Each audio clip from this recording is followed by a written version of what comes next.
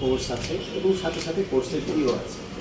তো সেক্ষেত্রে অনেকেই ব্যাচ ধরে ভর্তি হয়, এটা একটা ব্যাচ শেষ হয়, আরেকটি ব্যাচ স্টার্ট হয়।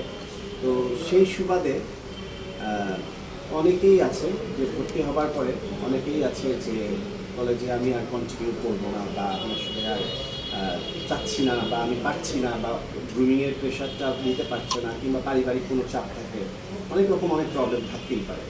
কিন্তু এটা পৃথিবীর কোথাও কোনো বাংলাদেশেও এই রুলস নাই যে একবার ভর্তি হয়ে গেলে সেই অ্যাডমিশন ফিসটা, বা ভার্সিটিতেও তাই যে সেমিস্টার ফি দেওয়ার পরে সে আর পড়াশোনা কন্টিনিউ করছে না, ওটা রিফান্ড দেওয়ার বা ফেরতযোগ্য নয়।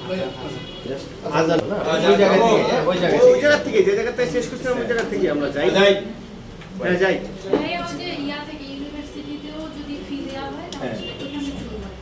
আমাদের যে শিক্ষা প্রতিষ্ঠান, সেটা স্কুল, কলেজ, ভার্সিটি, মাদ্রাসা, কিংবা কোনো রকম এরকম কোচিং সেন্টার, কিংবা কোনো গ্রুমিং সেন্টার, নাচ হোক, সেটা মডেলিং হোক, যেখানেই হোক, আমরা ভালো করেই জানি, আমরা প্রত্যেকেই, যে আমরা ভর্তি হয়ে গেলে মাঝপথ থেকে যদি কেউ কুইট করে সেটা কখনোই ফেরতযোগ্য নয়।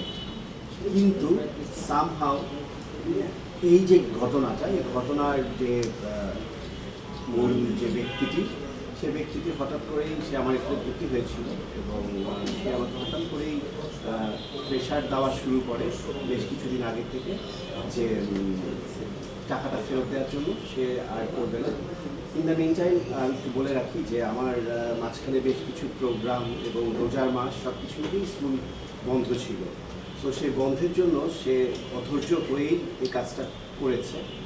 তো দেন সে আমার কাছ থেকে সেটা সে নানানভাবে উত্তপ্ত করা শুরু করলো এবং বলা শুরু করলো যে এটা রিফান্ডেবল। তো আমি বললাম যে আমি এটা কখনো রিফান্ড হয় না, এইরকম রেকর্ড স্কুলের নেই। তবে স্কুলটা ঈদের পরে খুলবে নতুন ব্যাচের সাথে, তখন তোমার জন্য কি করা যায়, বা কতটুকু কি তোমার জন্য সমাধান দেওয়া যায়, কীভাবে তোমাকে আমি সহায়তা করতে পারি, এবং সবচেয়ে কোনটা করলে তোমার উপকার হয় আমি সেটা তোমাকে করবো। তবে এটির জন্য তোমাকে আমাকে সময় দিতে হবে, সে খোলা পর্যন্ত বা আমাকে একটা ডিসিশনে পৌঁছানো পর্যন্ত। ইন দ্য মিন টাইম এটাই আমার বক্তব্য ছিল। তো সেক্ষেত্রে তার হয়তো বা সেটা তস হয়নি, সে ভাবছে যে এটা সে পাবে না, এবং আমাকে যথাকথিত যেভাবে হয় না যে দেনাদার পাওনাদার বা টাকা উঠানো, এরকম টাইপের একটা ব্যাপার, ওটার মধ্যে আমাকে ফেলে দিল যে এটা আমার কাছ থেকে ওইভাবে করে নিবে। তো এইভাবে করে নেওয়ার জন্য এই নাটকটা, চিত্রনাট্যটা সাজিয়ে এই মোট সৃষ্টিটা করা হয়েছে।